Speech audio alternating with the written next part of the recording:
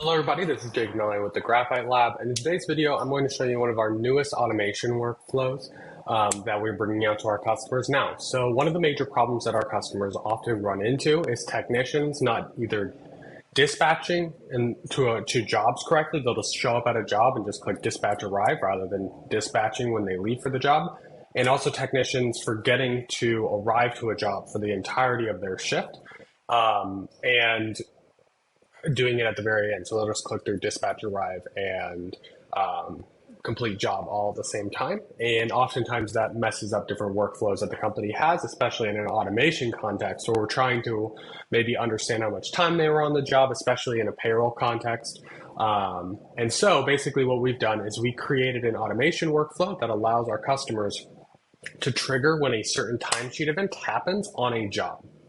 And so basically the way that ServiceTitan structures their timesheet events is it has on it all the different timestamps for when they dispatched, when they arrived, when the job was done, and when the job was canceled. And so based on what's there, we calculate what the current status of the job timesheet event is.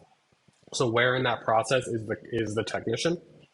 And then we also calculate what is the time difference between each and every one of those steps.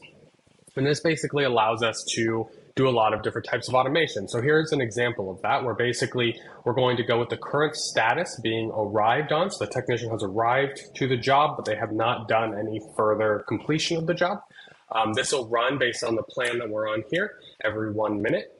If the technician if the time between arrived on and dispatched on is less than 10 minutes, the odds are good that the technician clicked through it. You can change that distance however you really want to.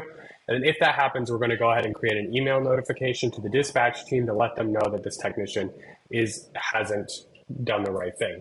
This last notification could be lots of things. It could be a task management task on that job. It could be a text directly to the technician to remind them of the policy.